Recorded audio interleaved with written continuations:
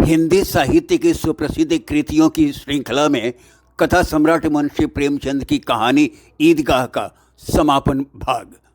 माता पिता की मौत के बाद दादी अमीना पालन पोषण करती हैं मासूम हामिद की, जो गांव के लोगों दोस्तों के साथ जाता है ईदगाह के मेले में। दोस्तों ने जहां खिलौने और मिठाइयां खरीदी, मेले से हामिद अपनी दादी के लिए चिमटा खरीद लाया ताकि रोटियां बनाते वक्त हाथ ना जल सके उनकी। अब आगे।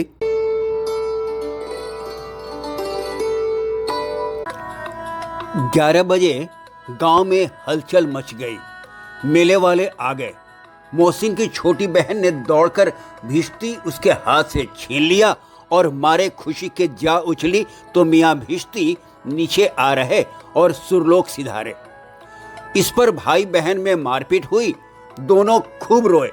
उनकी अम्मा यह शोर सुनकर बिगड़ी और दोनों को ऊपर से 2-2 चांटे और लगाए।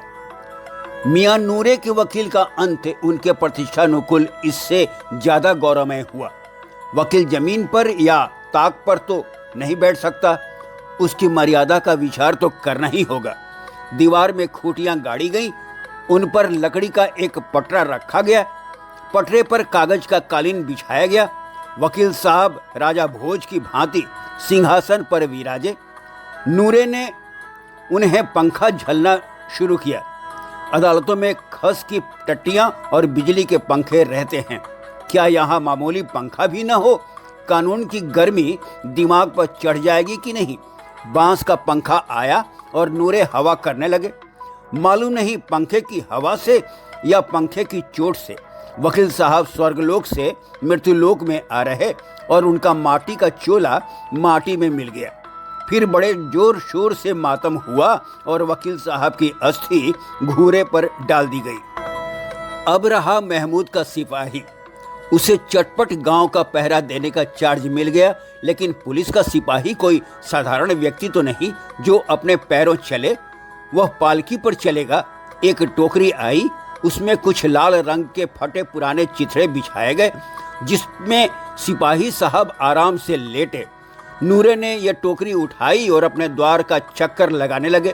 उनके दोनों छोटे भाई सिपाही की तरह छोने वाले जागते लहो पुकारते चलते हैं, मगर रात तो अंधेरी ही होनी चाहिए।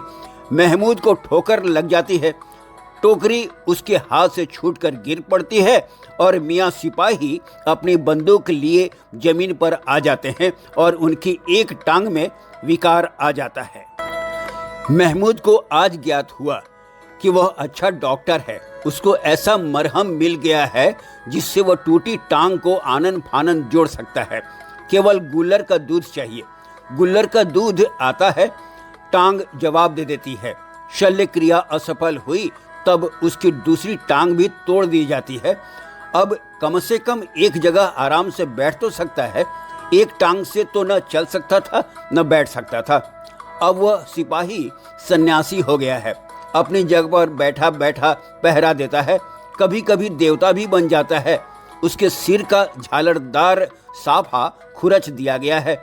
अब उसका जितना रूपांतर चाहो कर सकते हो। कभी कभी तो उससे बाट का काम भी लिया जाता है। अब मियाँ हामिद का हाल सुनिए। अमीना उसकी आवाज़ सुनते ही दौड़ी और उसे गोद में उठाकर प्यार करने लगी। सहसा उसके हाथ में चिमटा देखकर वह चौंकी। ये चिमटा कहाँ था? मैंने मोल लिया है। कै पैसे में? 3 पैसे दिए। अमीना ने छाती पीट ली। ये कैसा बेसमझ लड़का है कि दोपहर हुआ, कुछ खाया न पिया, लाया क्या? चिमटा। सारे मेले में तुझे और कोई चीज न मिली जो ये लोहे का चिमटा उठा लाया? हामिद ने अपराधी भाव से कहा, तुम्हारी उंगलियां तवे से जल जाती थी, इसलिए मैंने इसे लिया। बुढ़िया का क्रोध तुरंत स्नेह में बदल गया, और स्नेह भी वो नहीं जो प्रगल्भ होता है और अपनी सारी कसक शब्दों में बिखेर देता है। यह मूक स्नेह था, खूब ठोस, रस और स्वाद से भरा हुआ। बच्चे में कितना त्याग, कितना सद्भाव और कितना विवेक है। दूसरों को खिलौने लेते और मिठाई खाते देखकर इसका मन कितना ललचाया होगा। इतना जब्त इससे हुआ कैसे? वहाँ भी इसे अपनी बुढ़िया दादी की याद बनी रही। अमीना का मन गदगद हो गया। और अब एक बड़ी विचित्र बात हुई। हामिद के इस चिमटे से भी विचित्र। बच्चे हामिद ने बूढ़े हामिद का पार्ट खेला था।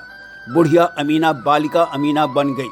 वो रोने लगी, दामन फैलाकर हामिद को दुआएं देती जाती थी और आंसू की बड़ी बड़ी बूंदें गिराती जाती थी। हामिद इसका रहस्य क्या समझता?